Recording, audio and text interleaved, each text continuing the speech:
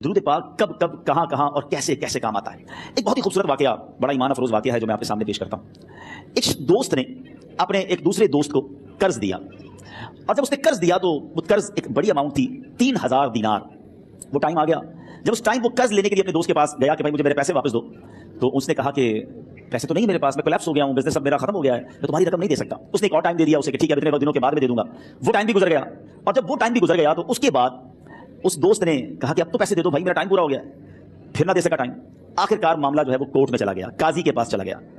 اب قاضی نے جس کو پیسے دینے تھے اس کو بلایا اور کہا کہ بھائی آپ کو اس کے پیسے دینے ہیں. کہتے ہاں پیسے تو دینے ہیں. تو کہا پھر دیتے کیوں نہیں ہو؟ کہا پیسے ہیں ہی نہیں, کاروبار ہی ختم ہو گیا ہے, قرضہ تو لیا تھا, اب میرے پاس بچے ہی کچھ نہیں ہے. تو کہا اچھا اب یہ بتاؤ کہ کب دو گے, کیسے دو گے؟ اس نے کہا میرے پاس پیسے ہی نہیں ہے. تو کہا اب تمہارے پاس 30 دن کا ٹائم ہے, 30 ڈیز میں یا تو اس کے پیسے لوٹا دو یا 30 دن کے بعد تمہیں قید کر دیا جائے گا. یہ شخص اب گھر آیا, پیسے تو تھے نہیں, مگر شاید علماء نے لکھا کتابوں میں, یہ واقعہ کئی بڑی بڑی کتابوں میں لکھا اور درود پاک کے فضائل کی بڑی بڑی کتابوں میں لکھا. اس شخص نے سوچا کہ اس نے حدیث پاک پڑھی بھی تھی کہ جس میں نبی پاک علیہ السلام نے فرمایا ہے, جس کا مضمون ہے کہ جو شخص پریشان ہو, مصیبت زدہ ہو, اسے چاہیے کہ مجھ پر کثرت سے درود پاک پڑھے, کیونکہ درود پڑھنا مصیبتوں اور پریشانیوں کو لے جاتا ہے.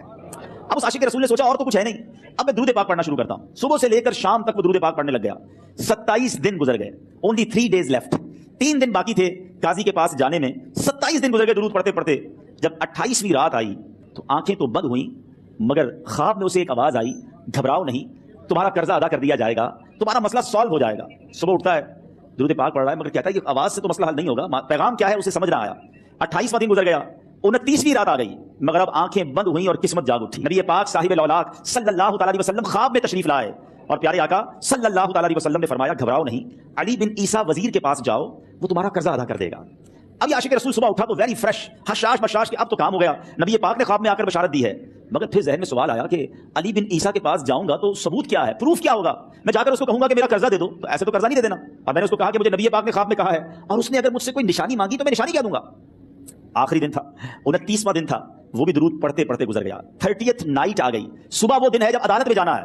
اب اس رات پھر نبی پاک علیہ السلام خواب میں تشریف لائے, اور آقا علیہ السلام نے فرمایا کہ علی بن عیسیٰ وزیر کے پاس جاؤ, وہ تمہارا قرض ادا کر دے گا. کہ حضور چلا تو جاؤں گا, لیکن اگر وزیر نے مجھ سے کوئی نشانی طلب کی تو میں کیا جواب دوں گا؟ پیارے آقا علیہ السلام نے کمال کا ارشاد فرمایا کہ علی بن عیسیٰ سے کہنا کہ تم روزانہ فجر کی نماز کے بعد 5000 بار درود پاک پڑھتے ہو, یہ راز فقط تم جانتے ہو اور تمہارا رب جانتا ہے. اب یہ جب صبح اٹھا تو ایک نشانی بھی مل چکی تھی. عدالت پہ جانے سے پہلے وزیر کے دربار میں پہنچ گیا. اسے یہ ڈر تھا کہ آج پیسے نہ لوٹائے تو سزا ہو سکتی ہے. جب وزیر کے دربار میں پہنچا تو وزیر اپنے مشیروں کے ساتھ بیٹھا تھا.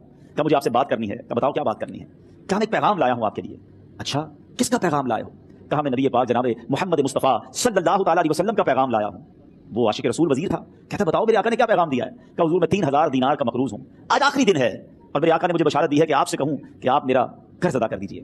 علی بن عیسیٰ کہتا ہے کوئی ثبوت ہے آپ کے پاس, کوئی دلیل بھی ہے آپ کے پاس؟ میں کیسے مان لوں کہ آپ کو نبی پاک علیہ السلام نے بھیجا ہے؟ عاشق رسول کہتا ہے خالی ہاتھ نہیں آیا, میرے آقا نے مجھے دلیل بھی عطا فرمائی ہے, مجھے ایویڈنس بھی دیا ہے, اور پروف یہ ہے حضور کہ آپ روزانہ صبح فجر کی نماز کے بعد نبی پاک صلی اللہ تعالی علیہ وسلم کی بارگاہ میں درود و سلام کا نذرانہ پیش کرتے ہیں. جب تک 5000 کا عدد پورا نہیں ہوتا آپ اس وقت تک کسی اور سے بات نہیں کرتے. اور اے وزیر صاحب, یہ راز صرف آپ کو پتا ہے اور آپ کا رب جانتا ہے. اللہ اکبر. وہ وزیر تو جس کو کہے نا جھوم اٹھا, ایسا عاشق رسول وزیر تھا جو روزانہ صبح 5000 درود پڑھتا ہو, اس کی تو عید ہو گئی نا. وہ کہتا ہے مرحبا یا رسول اللہ, میرے آقا نے میرے درود قبول کر لیے, اس سے بڑھ کر میرے لیے سعادت کیا ہوگی. اب یہ وزیر اپنی سیٹ سے اٹھتا ہے, اپنے کمرے میں جاتا ہے, تھوڑی دیر بعد واپس آ کر اس عاشق رسول کے ہاتھ میں 3000 دینار رکھ کر کہتا ہے حضور پہلے 3000 دینار تو نبی پاک کا حکم کی میں ادب سے بجا لاتا ہوں, میرے آقا نے جو حکم فرمایا یہ 3000 دینار آپ کو پیش کرتا ہوں. حضور ایک اور 3000 دینار لیجیے. میرے گھر آپ آئے, اتنی اچھی خبر سنائی, آپ نے قدم رنجا فرمایا, یہ 3000 اس کا نذرانہ ہے, اور ایسا کیجیے 3000 اور لیجیے, اس سے اپنے بچوں کے لیے کچھ چھوٹا موٹا کام شروع کیجیے, اور ایک وعدہ کر کے جائیے آج کے بعد زندگی میں آپ کو جب بھی کوئی کام پڑے میں آپ کا بھائی ہوں, مجھے یہ خدمت کا موقع دیجیے گا. اللہ اکبر. وہ مقروض جو ایک رات پہلے 3000 دینار کا مقروض تھا, ہو سکتا ہے اس کے بیک آف مائنڈ یہ بھی چل رہا ہو کہ اب شاید کل میں نے جیل میں جا کر عدالت میں جا کر گرفتاری دے کر جیل میں جانا ہے, مگر اب 9000 دینار ہاتھ میں ہے. عاشق رسول جھومتا ہوا نبی پاک کی یاد میں گھومتا ہوا اب عدالت میں پہنچا. عدالت میں everybody expecting over there کہ آج اس نے آنا ہے اور آ کر کہنا یہی ہے کہ پیسے تو نہیں ہیں, گرفتار کر لو. مگر جا کر اس عاشق رسول نے 3000 دینار جج صاحب کے ہاتھ میں رکھ دیے. قاضی کہتا ہے پہلے تو یہ بتاؤ پیسے آئے کدھر سے؟ تم تو کہتے تھے غریب ہوں, تم تو کہتے تھے کاروبار نہیں ہے, ایک مہینے میں اتنی بڑی رقم کا انتظام کیسے ہو گیا؟ سبحان اللہ. اس عاشق رسول نے گویا زبان حال سے یہ کہا ہوگا کہ یہ تو کرم ہے ان کا, ورنہ مجھ میں تو ایسی بات نہیں, اتنا دیا سرکار نے مجھ کو, اتنی میری اوقات نہیں. اس نے وہ پورا واقعہ بھائی عدالت میں سنا دیا. اللہ اکبر. میرے پیارے اسلامی بھائیوں ذرا سوچو پہلے زمانے میں کیسے عاشقان رسول ہوا کرتے تھے. وہ جج وہ قاضی بھی کیسا سرکار علیہ السلام کا عاشق تھا. اپنی سیٹ سے اٹھتا ہے, بھرے دربار میں, بھری عدالت میں, وہ اپنے چیمبر میں اپنے کمرے میں جاتا ہوتا ہے اور تھوڑی دیر بعد واپس آ کر اس کے ہاتھ میں بھی 3000 دینار ہیں, اور وہ 3000 دینار جو ہے وہ اس عاشق رسول کے ہاتھ میں رکھتا ہے کہ سارا ثواب علی بن عیسیٰ کیسے لے جائے, میں بھی تو نبی پاک کا غلام ہوں, میں تمہارا قرضہ میں ادا کرتا ہوں. اچھا, اب ایک اور عجیب سینیریو یہ بن گیا کہ جس نے کیس کیا تھا, جس نے دعویٰ کیا تھا, وہ بھی یہ سارا منظر دیکھ رہا تھا. کہتا ہے جج صاحب ذرا رکیے, میں بھی اپنے آقا کا امتی ہوں, اور ایک کام کیجئے, قلم کاغذ منگوائیے, اس عاشق رسول کا قرضہ ہی میں معاف کر دیتا ہوں.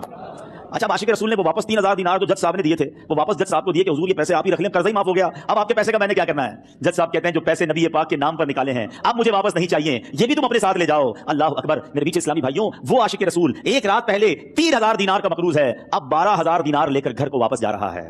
اس ایک واقعے کے اندر جو ہم سب کے لیے درس ہے, جو ہم سب کے لیے پیغام ہے.